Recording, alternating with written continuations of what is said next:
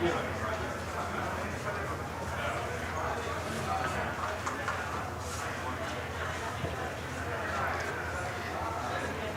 right, good afternoon, everyone. I would request everybody to please take their seats and put their mobiles on silent.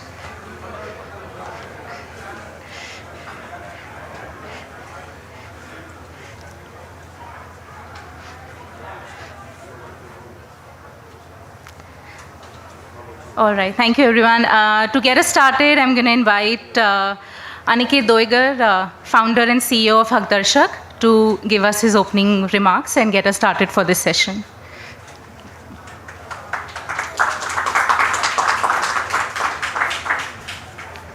Thank you, Shweta. Good afternoon, everyone, and welcome to this India AI Impact Summit event, Open Networks in the Global South with AI as an Enabler. On behalf of Hakdarshak and the India AI mission, I want to welcome all the attending dignitaries and our esteemed speakers and all participants for being here today with us. At Hakdarshak, we work at the very last mile of the digital economy, where access determines the outcomes. Every day, our network of women agents help marginalized citizens discover, apply for, and receive welfare benefits. And what we see repeatedly is that access is just not about availability, it's about trust and agency. This is why the idea of open networks resonates so deeply with us at Hakdarshak. Open networks shift power away from closed networks and towards shared infrastructure. They allow multiple actors, governments, startups, community entrepreneurs to participate on equal terms. In our work, this means that a citizen is not locked into a single system, but can move across seamlessly with dignity and choice. Digital public infrastructure in India like UPI, Aadhaar, and ONDC have shown what is possible. Interoperability has shown that it replaces exclusivity. But technology alone is not enough. What matters also is trust. As an example, the work we do with the Center for Inclusive Growth in MasterCard with women entrepreneurs and MSMEs.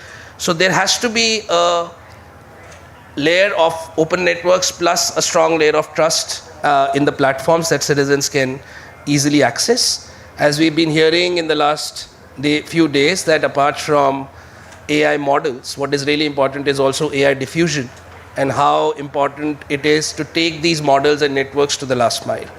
So today's session, we'll explore exactly these questions: how open networks can scale responsibly, how AI can enable inclusion without centralizing power, and how ecosystems across the global south can learn from each other. And to begin, I'm pleased to invite to the stage our keynote speaker, Mr. T. Koshi. T. Koshi is the founding MD and CEO of ONDC, a first-of-its-kind initiative to democratize e-commerce in India. He's an expert in population-scale digital transformation projects worldwide, and we are also honored that he is a board advisor at Hakdarshak.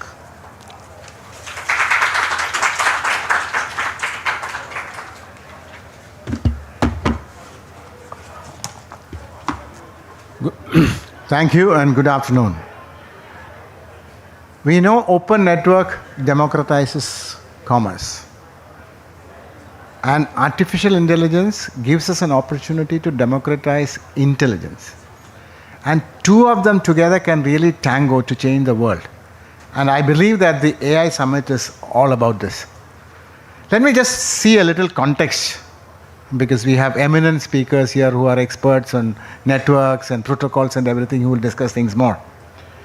If you look at historically, if you look at technology revolution brought about industrial revolution. And that industrial revolution changed the landscape of the world around. But there was one challenge. The leading figures in this tech upgrade practically weaponized this technology and used it to conquer and colonize the world. Of course, there were new infrastructure, new innovation, variety of fields like defense, travel, textile, everywhere.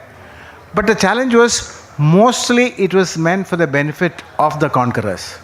Sort of what we call, this philosophy that was dealt by the early colonizers, of many parts of the world. The challenge was, this was not inclusive at all. The digital continent that now we are creating also faces the same challenge. It started with a spirit of democratic participation, encouraging competition and inclusion. But eventually it started creating silos, especially when it comes to the newer areas of commerce and so on and so forth. We in India figured out digital public infrastructure as a solution to reverse this trend, make it more inclusive and democratic. When we talk about DPI, my guide in DPI, Sujit here, tells me it's all about two foundational elements that stand out: unbundling and interoperability. That is driving innovation and competition. Now, like we said, the possible democratization of intelligence with AI can turbocharge every of this building block of economic activity. This will attempt to improve the life of every citizen and not a select few.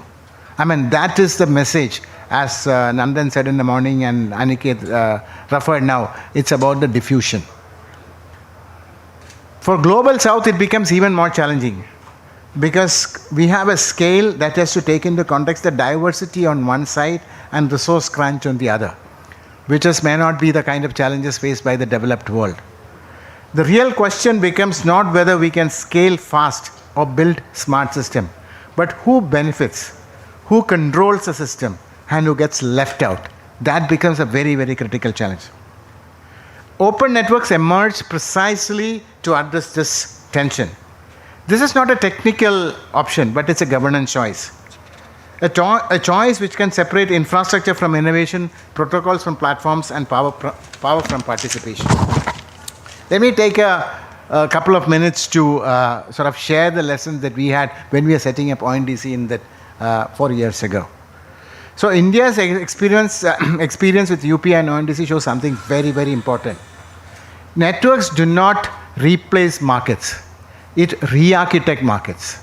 By creating common interoperable rails, they reduce entry barriers specifically for the small business.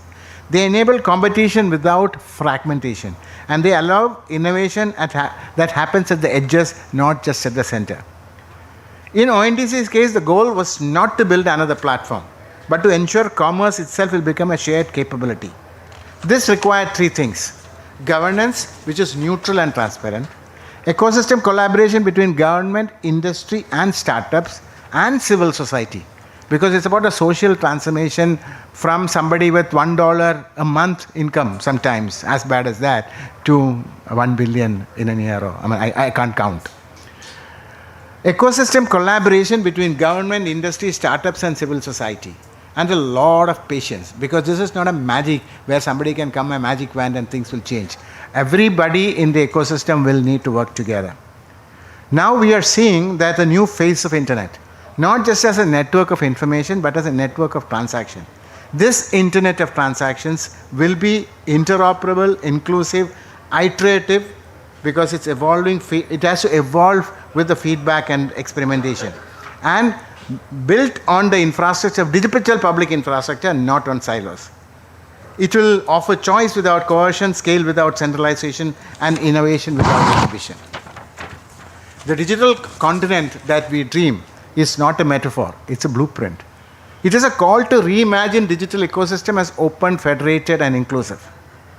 And it is here that we have to be conscious that it is not just something an India phenomena. It's something that is now taking global proportions, and with many countries already taking many steps to take it forward. In fact, we have somebody from Indonesia who is talking about what is the first step in the ASEAN, with Indonesia as a starting point.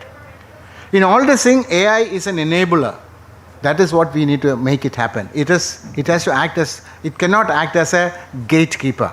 That was one of the challenges, some of the new technologies. It became gatekeepers to create silos. Now AI brings enormous opportunity. We have to be aware of the opportunity in terms of enhanced market access for merchants of all hues, not just for a select few.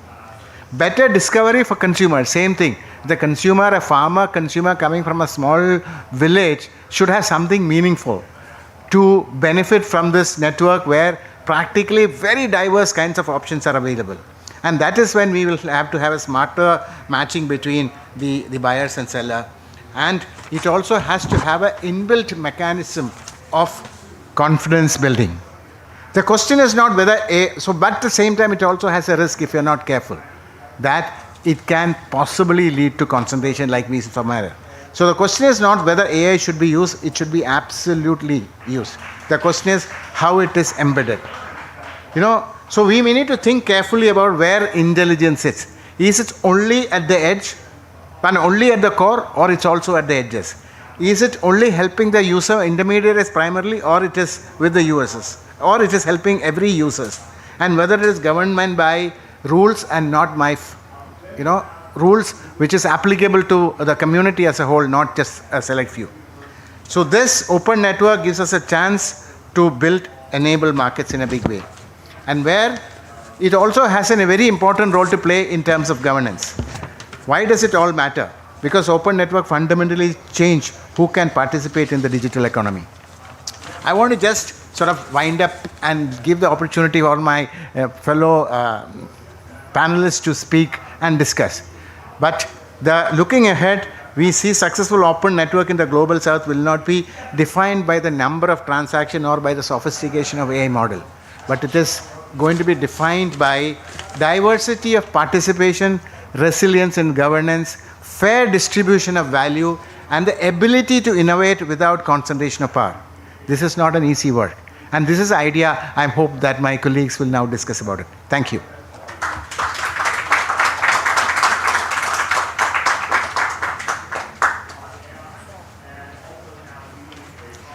Thank you, Koshi sir, for your insightful comments. You've, I think, set the stage perfectly for our panel discussion. So in today's panel discussion, we'll explore how open networks are transforming the digital economies of the global south and how interoperable DPIs are creating inclusive payments, inclusive commerce, and also innovation for small merchants. And we will also focus on the future trajectory of open networks, especially in the global south, to see how we can embed AI systems in open architecture. So I'll invite our panelists to come on stage and take a seat. Sujit Nair, CEO Beacon Labs and co-founder of Networks for Humanity. Shamina Singh, founder and president of MasterCard Center for Inclusive Growth and executive vice president of sustainability at MasterCard. And Sachin Gopalan, founder and CEO of Indonesia Economic Forum. And our moderator for today is Savita Mule, CTO at Hagdarshak.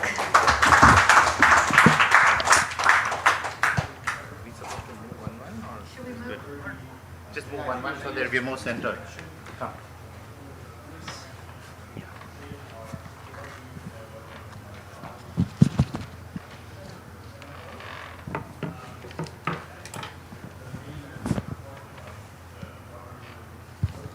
All right. We have a fantastic panel. We had a great keynote to set us for this conversation. So I hope all of you are excited about the conversation we're going to have. We're going to talk about open networks, which are rapidly emerging as a new foundation for digital economies across the global south. India has set an example, and we're seeing diffusion across other countries as well. From interoperable payments to open commerce, these networks are reshaping how markets function by changing who gets access, who participates, and who benefits. As we stand, we are also at a very interesting point because February also saw a lot of activities with the launch of Bharat Vistar, the Mahavistar in Maharashtra, which are agri-networks, and also the Indonesia Open Network for commerce in Indonesia.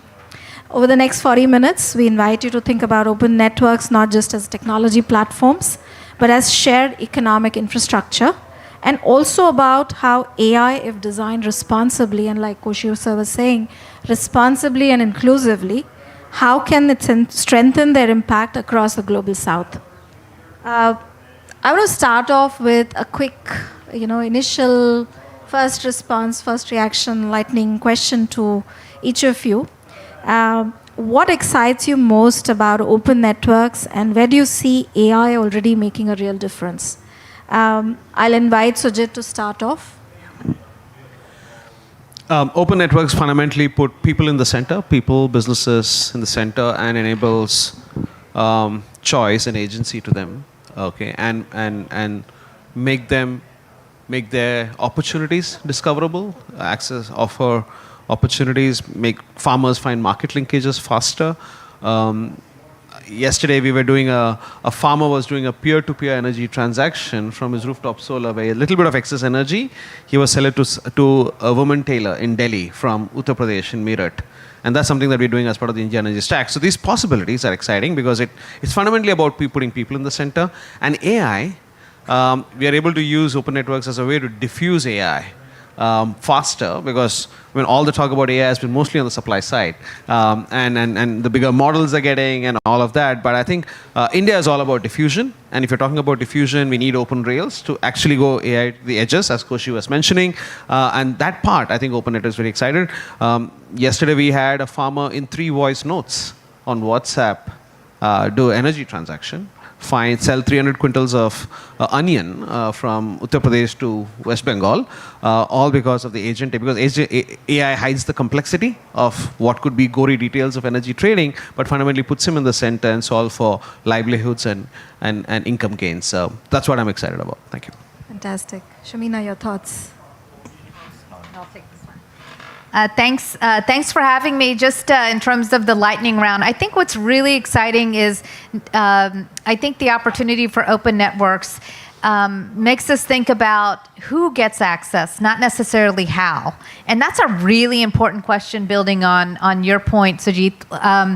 The opportunity to lower the barriers to access to commerce is massive with open networks. So for me, I think it's about who gets access. And I think in terms of the AI, we actually had a small pilot with an organization called Mandeshi Bank. Some of you may know Mandeshi. They have the Rural Women Chamber of Commerce, and we've supported them for many years.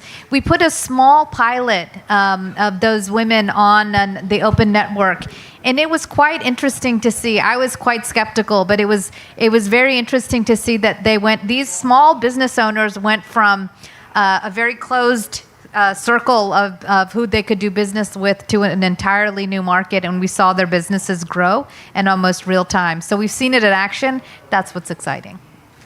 Fantastic. Sachin, your thoughts? Thank you. And first of all, good afternoon to all of you. And I'm really pleased to be here today. And thanks to Haq Darshak for inviting us. This dog whistle that people have always been talking about, that AI is going to take away your jobs, AI is going to change your life, etc. What interests me about this whole opportunity is that I believe AI will unleash human potential. And I think that's a very powerful word. How do you unleash human potential is by harnessing it. And if you're able to embrace the power of AI and also the combination of open networks, taking it to the lowest common denominator, the person sitting in a village, in a remote area, I think that's the depth or the reach we should think about. A remote village, a small farmer and his children staying there, how are they impacted? And how can this entire technology of AI, open networks, unleash human potential? That excites me a lot. So I feel that we are on this journey, and working together will get us there. If not 1 year, 2 years, 5 years, 10 years, it's inevitable. There's no way we can ignore what's happening, and I'm very excited that I could be part of this journey. So that's why I'm here. Thank you. Fantastic. Just to summarize, each of you talked about, democratizing access, who gets access instead of how, and unleashing human potential. And fundamentally, humans interact on the basis of trust. So I'd like to put the first question to Sujit. Sujit, open networks, they depend heavily on trust for establishing identity, establishing data sharing and verification. With AI in the mix, how do you see AI either enabling, amplifying, or impacting the trust equation when people access and interact through open network in this AI-enabled, you mentioned agentic AI at the core to hide the complexity for humans who are accessing the networks. What role do you see AI playing in the trust equation there? Yes. So fundamentally, if you think about AI is all about data more than algorithms. So one of the things that we do with open networks and DPI in general is to unlock the data of the people and give it back to them in a way that's trustable, verifiable, tamper-proof, and something that they can feed into these AI systems to give them find what they need to find, identifying who they are and making them find what they do. I'll just give you an example. I don't know if this is happening in any other country, but in India, today if you're a consumer of electricity, very soon you will be getting your energy connection and your energy usage data as a verifiable credential back to the consumer that they can keep verified by the utility and in an interoperable standard, and you can make it available to any third-party platform offering some kind of using that information as some form of a collateral for a cheaper credit or for participating in excess, the excess energy in trading. We're seeing that with farmers, farmer credentials, farmer identities being credentialized, tokenized in a tamper-proof and making available. Once you have this exhaust of data coming in at the edges for the people, and you're making it trustable and verifiable at scale, the value of AI for that beneficiary significantly improves.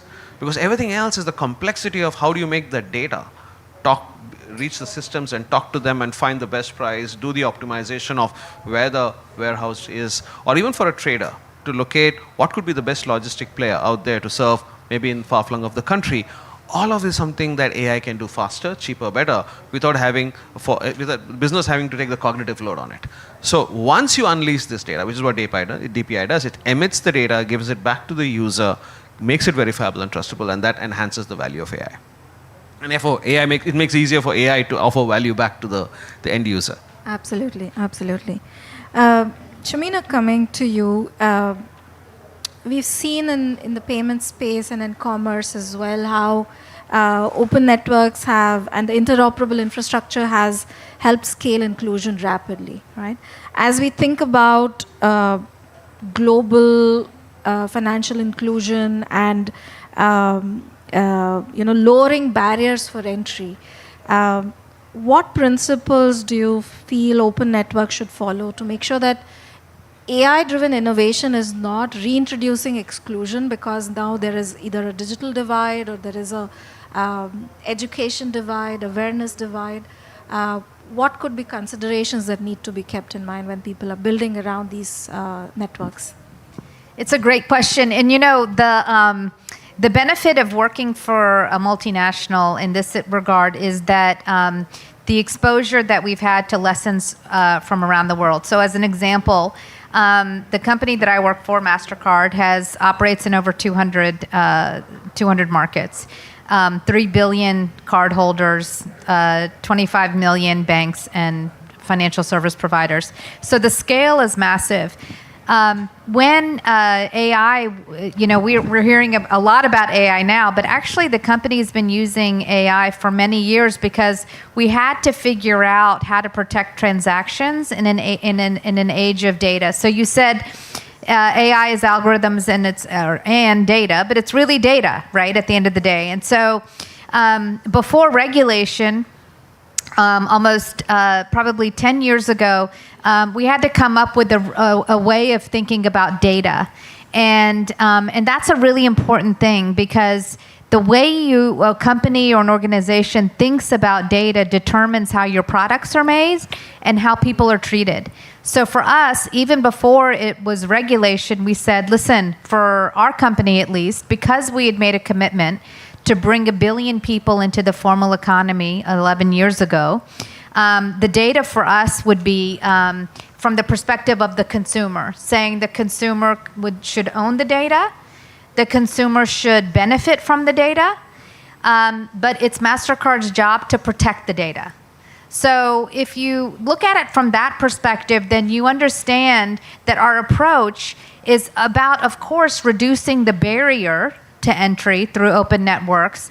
But the interesting thing that I find is that the centers model is actually built on a theory that networks power the modern economy, and so extending the networks to all parts of society is actually the trick. And so if you have the right approach around the data principles, and then you have the right approach around how you think about networks, which are extensions out into the edges, and then you bring in this notion of interoperability, proportional governance, so that you don't re-exclude, but you actually diffuse the data and the technology. But then you have this this piece around contextual adaptation. And for me, that's the piece that makes the difference for what's happening potentially, what's happening in India and potentially in Indonesia is the context around all of this. I was at a meeting this morning, I had a breakfast meeting this morning with the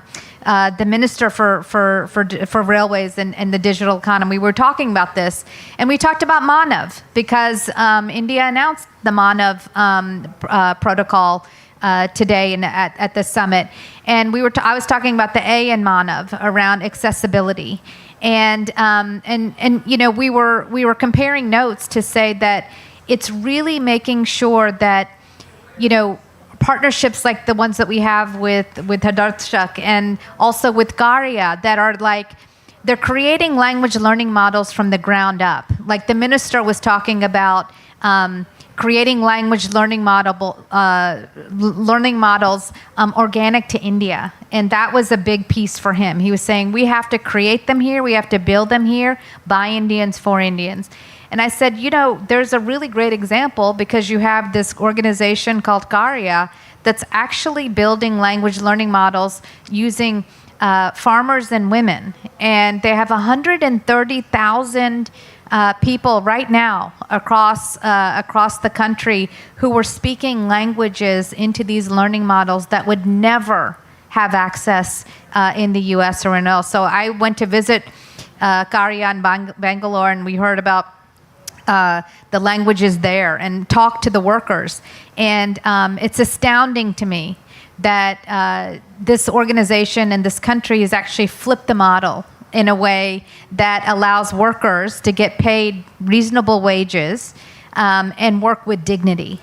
And for me, that's the context that we have to think about AI. AI is super cool and all of that from the tech bro side, but at the end of the day, AI has to be about benefiting humanity and treating people with dignity. And that's what's really exciting to me about what I'm seeing here.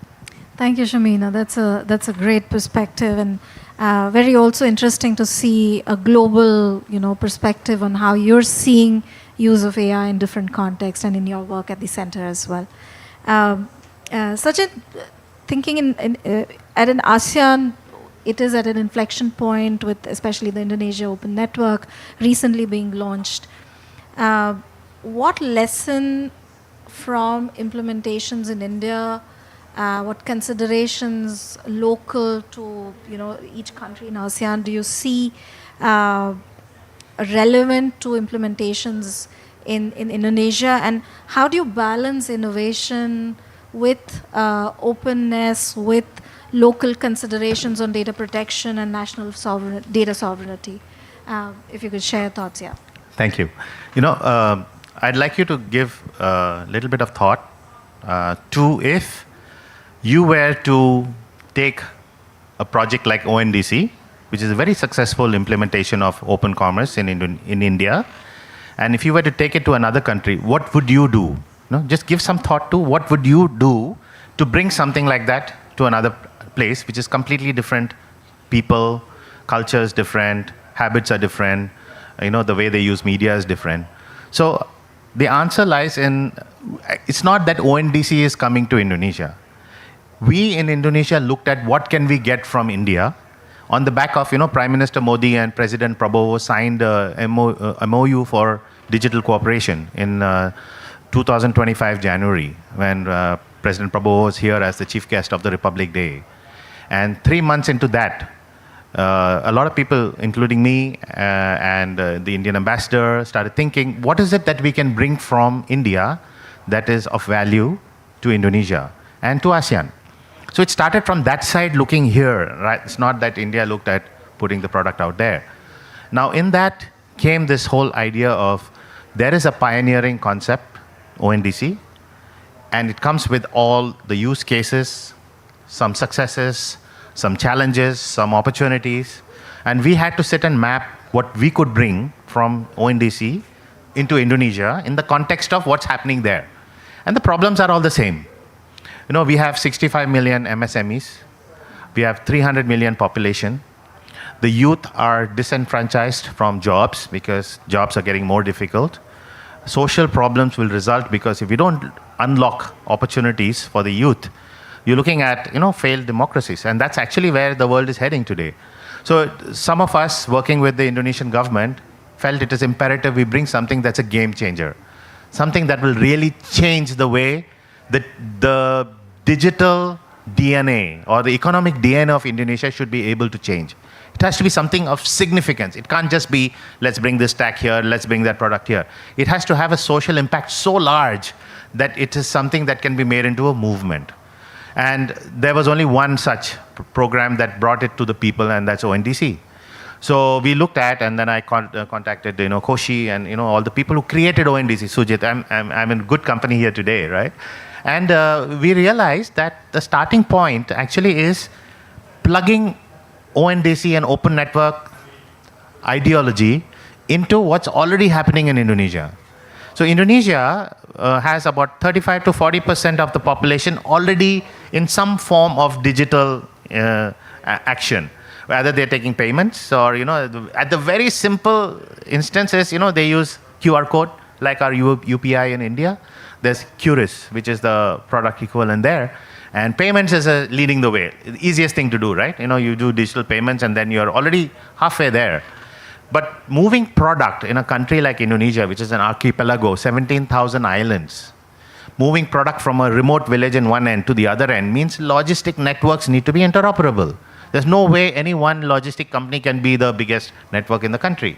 So, that the problems or the friction points in Indonesia naturally pointed out towards interoperability, inclusivity, democratization. So it came from a need rather than looking at, being social crusaders. It's not that we want to be a social crusader and therefore let's bring it to the people. No, the friction points Indonesia faces can only be solved by something like an ONDC. So that was a revelation actually for us. So we looked at what is it that we can really plug into, and I'll keep this short. Government programs we mapped. There are 17,500 traditional markets. They're wanting to be digitalized. Each market gives you 500 to 600 sellers. So now we are making a plan. Let's take this and plug it into the traditional markets across the nation. Then there are 80,000 cooperatives in Indonesia. Every village has a cooperative which brings the farmer, the fisherman together. And the president has a program for digitizing them. What better application to give them than an open network, right? Because now, not only have you gone to 80,000 villages and created a small ecosystem of digital commerce, but you interconnected them into clusters and then they become a nationwide network. Then there are 65 million MSMEs who are sellers, selling all kinds of products, facing huge challenges by Chinese product dumping that's taking place. Now, how do you revive manufacturing in Indonesia at an MSME level and make their products get a bigger, larger market across regions, right? So, these friction points and the problem statements automatically pointed out that there is only one way to go, and that is having open network and embrace a model that has been done somewhere, learn from what is the best of ONDC, and use the best of ONDC and plug it into programs of the Indonesian government's existing programs. So it's a very simple start. I think it's more practical that way. We'll learn as we go along and how more complex we can be. And this model, mind you, I think, Sujit, who did Beacon 1.0 for India, is now developed Beacon 2.0.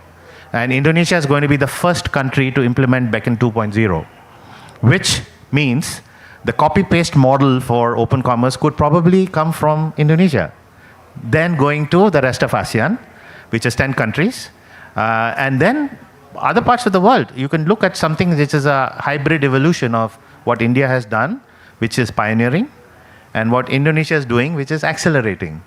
So I think that's the route we would like. I would very much be happy to get the opportunity to travel the world once we have completed Indonesia's implementation in about a year. And I think that's a way forward for all of us to collaborate. Thank you.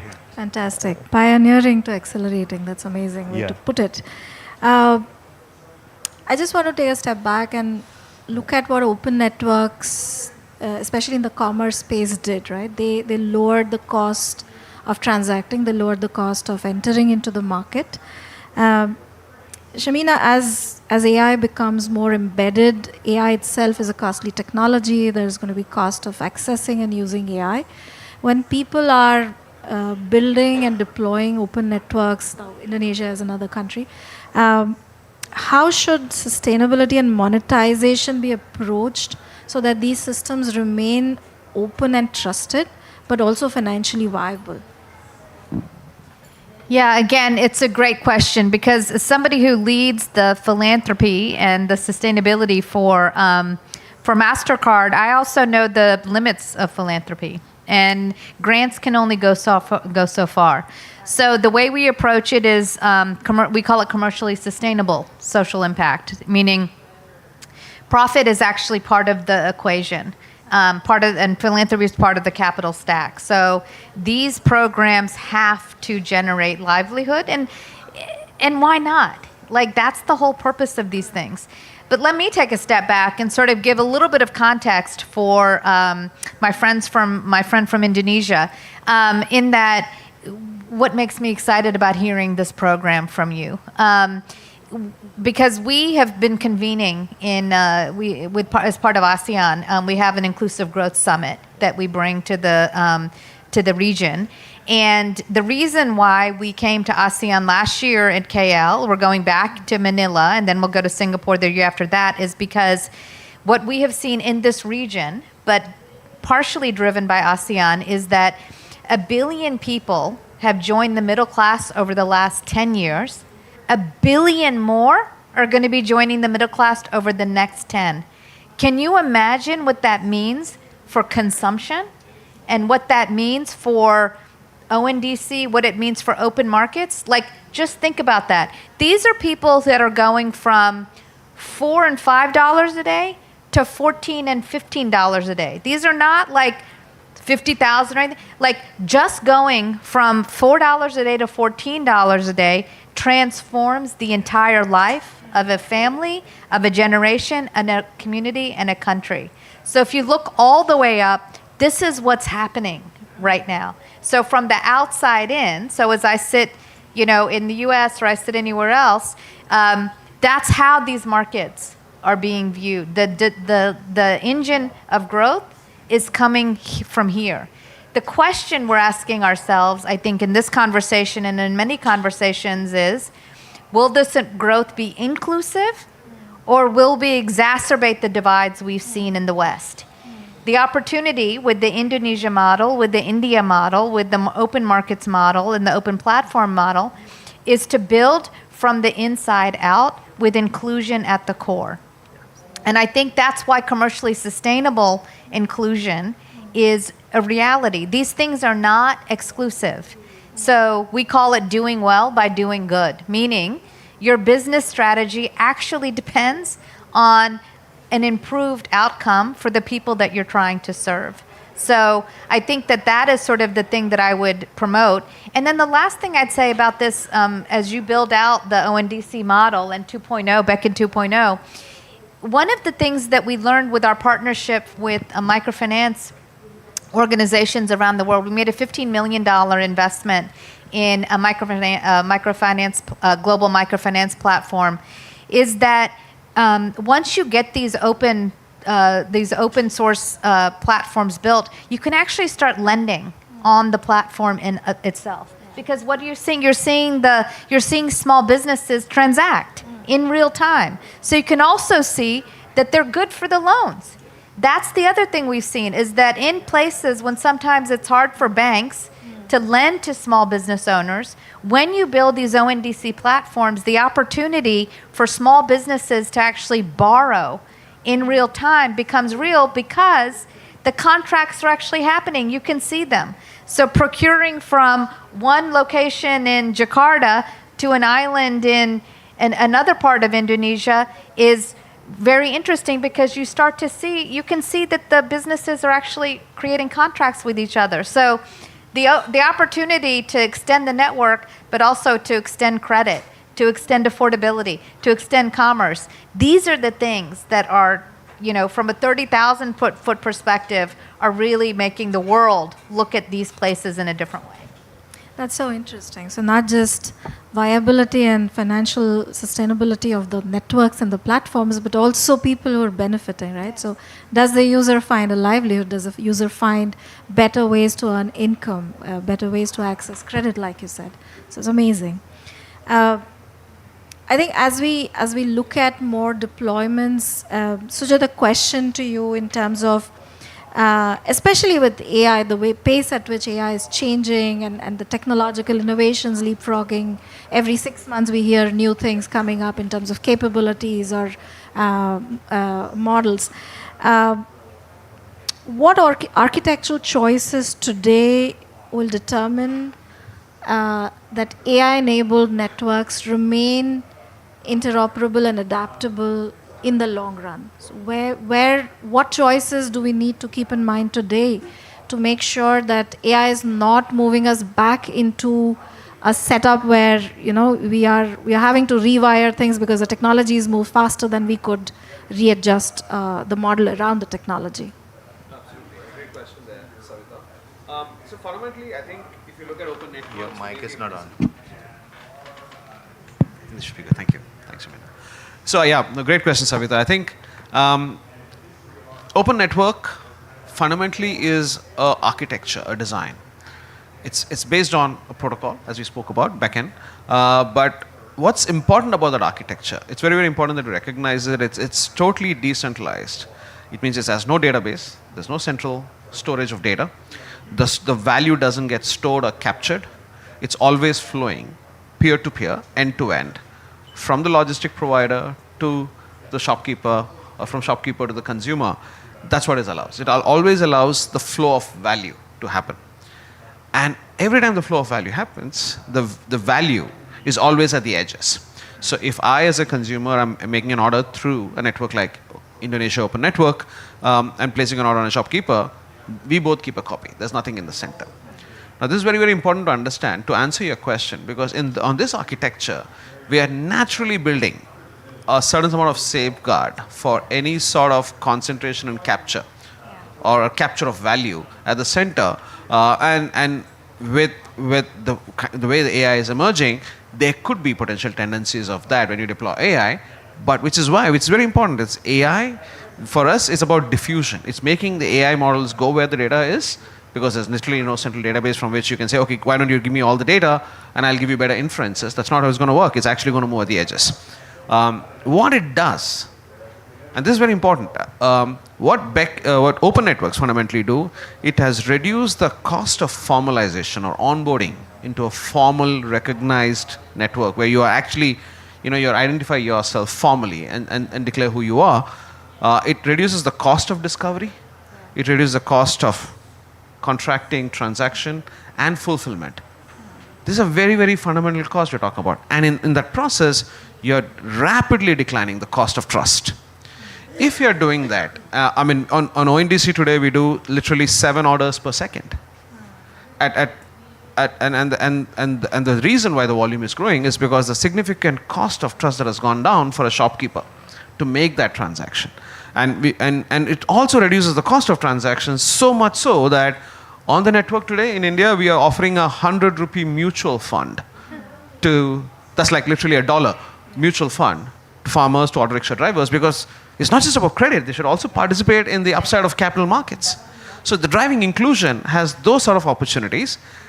In doing so, what you're trying to do is that we are not looking at a capture with any form of that sort of tendency of AI, but leveraging AI to make sure it goes and works for the people who have their data and unlock agency for them.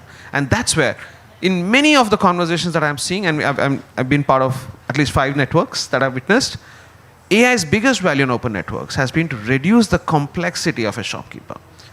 And I'm kidding you not. I mean, I would encourage all of you to see some of the demos we're talking about, whether it's in the Google booth or in the ONDC booth or even the India Energy Stack.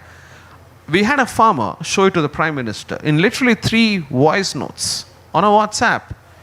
He has no energy literacy. He doesn't know the difference between kilowatt and kilowatt hour, clearly. Even I took a while. I mean, of course, I'm an engineer, but it's not something that I naturally think about. Without that, he said, can I earn more tomorrow? Because I'm not going to be at home. I'm going to be in the market. and coming back in the evening, can I earn more? That is where AI is being valued and it's creating the safeguards. And the last point here, open networks as a network and not a platform, because there's no central platform, it's very, very important. You're moving the discussion of safeguards and governance to the flows, not so much as a platform. It's very important to understand that we are governing the flows, not governing the infrastructure, which means, for example, if you're doing a banking transaction, it's like internet. You don't have to talk to Internet Federation to implement internet banking transactions. You have the local bank, central bank, RBI doing it for you. Similarly on open networks, you only focus on the flows that needs to be governed and regulated, and it can imbibe the existing norms and laws, and we are making sure that are programmatically introduced. So these are the ways in which I think the marginal cost of adoption of AI will also rapidly collapse while offering the safeguards. Fantastic, thank you. You brought about governance, and that leads me to my next question to Sachin, and we'll try and keep it short because I'm getting multiple, stares from people because you're almost on time. Sachin, very quickly, what kind of policy shifts do you think will be needed to drive more adoption, more diffusion of open networks with AI as the amplifier, AI as the driver for more adoption? Yeah, I think the governments should really look at the opportunity ahead of them, and then base policy on that. This is really a very simple thing. It's power to the bottom of the pyramid. And at the bottom of the pyramid, you have a huge, maybe 70% of the population is there. Imagine empowering them and what it can do to the economy, what it can do for GDP growth, what it can do for, livelihoods. And I think when a government, which is always elected in power, realizes that here is a tool which is going to help them look good, because a good regulation and that enables people, creates jobs, puts food on the table, is good for the government and the political parties. So I think policies should be, or regulations should be driven by being able to meet up to the election promises they have made. I think finally there is a tool that allows you to be able to show visible benefits for the people. We always talk about benefiting corporations and large organizations, but what can you do for the people? This is it. Open networks give you that opportunity, and I think therein lies the answer of what kind of policy and regulation should be made that truly enables people at the bottom of the pyramid to contribute and make a significant change to the economy of a nation. Thank you, Sachin. I think there's a longer discussion that can be had on policy and role of government and the governance of these kind of infrastructures in the country, but that's for another panel. Yeah. We're almost at closing. We're going to take a quick 30-second each kind of round, and just want to ask, what do you hope to see in the next 12 months in the space of open networks, AI, from a lens of improving impact outcomes? We are talking about AI. Shamina mentioned it is only useful if it helps the people for which you're doing something. So just quick 30-second reflections as we close. Whoever wants to go first, no specific order. Formal, sustainable, okay, there you go. So formal, sustainable livelihoods for millions and millions of people, and offering them new opportunities. That was otherwise unthinkable. I think, of course, we all know digitization can and solve for inclusion, but when done in the right way, it can really amplify. With AI, I think we can amplify further. And I think AI and open networks as a way to diffuse that potential to people and raise livelihoods standards across the world and give them more income, putting more income in the hands of people would be one of the things that I would look for. And that's exactly why we've designed this concept of open networks. And with AI, we're only amplifying that possibility. I think we talked about governments and the role of governance and public sector. I actually think that private sector has an outsized role to play here in a way that we haven't played before. And so getting it right in the private sector is, I think, something that we should be really focused on. So for our part, not only did we make the pledge 11 years ago to bring 1 billion people into the formal economy, we met that pledge in 2025. We've re-upped, and now we have said we're bringing 500 million people and small businesses. We're going to connect them into the formal economy and protect them in the formal economy on their path to financial health by 2030. So we've moved from inclusion to access to usage to security to health. That's the recognition that AI will bring, will speed up this process. Fantastic. So I'd like to actually see, this young people, the millennials and Gen Zs of the world, be inspired to stay where they are and not have to move to a big city just because, opportunity lies there. If I can see that they stay in their towns, they stay in the villages and get into digital, that's going to be a huge motivation for them to build the economy around the local areas. And I think what we are doing, Open Networks, gives them that opportunity. And it creates so many new digital and technology jobs that are savvy, that's, it's trending. And social media can encourage them to go and become the little digital entrepreneur in their little town and village and build from, inside up. So I really am looking forward to seeing that phenomenon take place so that we are able to train them, skill them, allow them to build digital economies just around them. Fantastic. That was an amazing, amazing discussion. Very, very enriching. Thank you, Shamina, Sujit, and Sachin for a lovely panel. Thank you, audience, for being patient. I don't think we have time for Q&A, but if you have any questions, we can do. Okay, I think we have time for one question. Yeah? Yes. Actually, I've been with Niti Aayog and rural development, and one of the major challenge, sir has been a speaker in one of our seminar also. So my question is that we have a very nice open network, but the problem is that the big giants like Amazon, Flipkart, they overshadow. So what would be the strategy to tackle this? Because like ONDC, I've been closely working, but the problem is that when I talk to the people on the other side who are using the technology, they say that they prefer that because इसमें responses बहुत slow आते हैं, मेरा बिक्री नहीं होता. So what do you suggest to tackle that? Thank you so much. Yeah. Sachin, Sujit, Koshi sir. Maybe Koshi, if you allow me.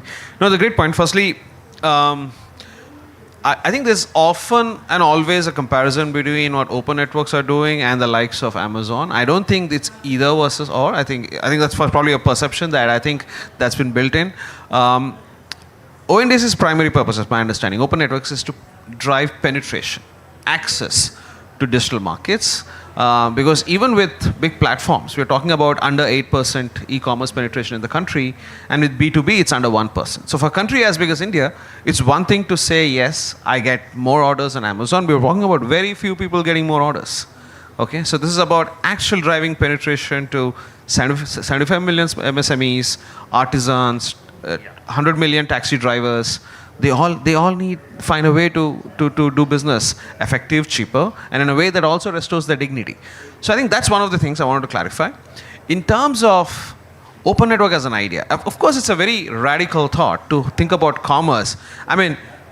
In a way, we are thinking about what MasterCard did about moving money. We are talking about moving multiple SKUs, goods and services of all kinds. In ONDC, we are talking about 15 sectors, from mutual funds, credit, commerce, logistics services, mobility, transit, agriculture produce, all of that. Some places it works really well. Some places there are areas where I think that requires a little bit of attention. And most of the work has been to explore what that means. We never expected, even the early e-commerce platforms never really took off the way it works today. It came after 20 years of refining it. We are going through that process. But there's been significant feedback loops and learning. In fact, Backend 2.0 is one of the reasons why we wrote the next version, is actually because of the hard learnings that's come from ONDC, benefiting both ONDC and Indonesia Open Network going forward, is to solve for some of these little frictions. Largely, it's about the mindset. It's a very counterintuitive thought for a platform builder to know that the platform cannot have both the consumer and provider on the same platform. It's just too counterintuitive. The fact that a consumer is on one platform, the provider is on another platform, and the logistic provider is on another platform. How do you solve for that? But in doing that, in a certain way, really accelerates the scale and what expands that adoption.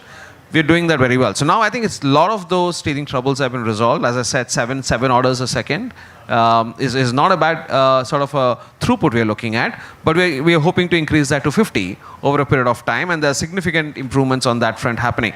But I think the key point here is it's not a platform. It's not an Amazon versus open network conversations. In fact, I don't know if this is formal yet, some of these platforms are actually joining it. Many people thought that ONDC will probably make it competitive with Uber because a lot of transactions initially was from mobility. Uber has officially joined ONDC. It's not either or. Uber has officially joined ONDC because they think with ONDC, they can actually offer multimodal mobility in the country that was otherwise broken for a long time. So this way of thinking requires everybody to orchestrate and do well. Everybody has to do their part very well. And sometimes in the early stages, all these platforms having that sort of harmonious coordination takes a little bit of time, but we are fixing that quite rapidly. Yeah. In case you want to add. I won't take much time, Sujit gave the big picture well. Because what we are creating is a network, not a platform. In network, some nodes will do well, some nodes will not do. Collectively, network grow. And that's what we are seeing. But one more important thing that we remember, she was asking from Niti Aayog, saying, what more can you do? It has to become a movement. That is the reason that if you look at Sujit, Sachin explained, saying that when we were discussing with the team there, they said the only way it can accelerate is when it becomes a national movement. And that is something that we hope will build up here. And that is being taken as the first challenge in the Indonesia Open Network. Thank you. I'll just add a small point here. We should stop comparing it to that, do I buy on Amazon or do I buy on ONDC? Because that is us. We're not developing this product for us. We're developing for people who don't have what they actually need. So if you really take us away from this equation, it's really benefiting a lot of people. And we are not the benchmark. We're not building this network for us. We're building it for those who do not have certain basic functions that an open network can give. And if you really look at those segments, and what Koshi and Sujit were saying is, it has really impacted lives. And that's the takeaway we should say, how can we amplify those mechanisms and take it elsewhere and amplify the impact of that? Yeah.